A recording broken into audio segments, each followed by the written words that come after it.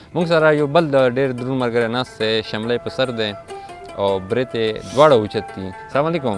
وعلیکم سلام، ډېره مننه. څنګه یې وراخئ؟ بالکل. څه نوم دی دی؟ زه کنار خان. کنار خان. د کوم میله کې کنار؟ د تورړې. کنار یې که چنار یې؟ کنار یې. دا که کاف یې نري کړی وي چې لګولی نو خوند به نه وی بیا؟ څوک اوس مشهور شوی په دینه مې به نه وي. چېرته چې وزونه یې ډېر زده دي؟ وزونه زه ډېر زده یا سندرغاړو دې زده کړي که چېرته یو بل شی کې درته ولا؟ وایم نه چې د تېر وختونه بېرته بیا راولي. الله. د تېر وختونه بېرته بیا راولي چې چندروګانې مې کولې د کمر په پیڅه. او زبردست زبردست. که ستانه وه کمانه وه خورانه شوه، ستانه وه کمانه وه خورانه شوه، دا د حق خبره ډېره ګرانه شوه. واه واه زبردست زبردست. زیدناز صاحب شاعر هم دی ښه، دا خو ستاسو د ډلې سړی دی ښه. د خو بل ملګری ما اورېدلي دي چې دا سندرغاړو وزونه هم باسي او نور وزونه یې زه دي. حاجي صاحب خوښه یې نه چې اواز ورنه واورو؟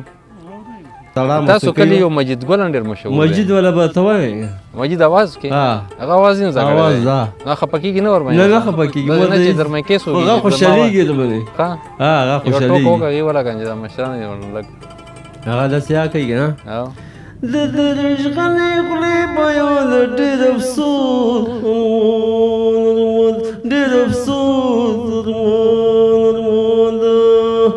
او خدای چې دې سترګې راکړې وای که خپل بچي خو مو لیدلی وای که په ما خاورې اړولې وای که خپل بچي خو مو لیدلی وای د درویش غنې خولې به یو د ډېر افسوس ارمان ډېر افسوس ارمان ارمان ده.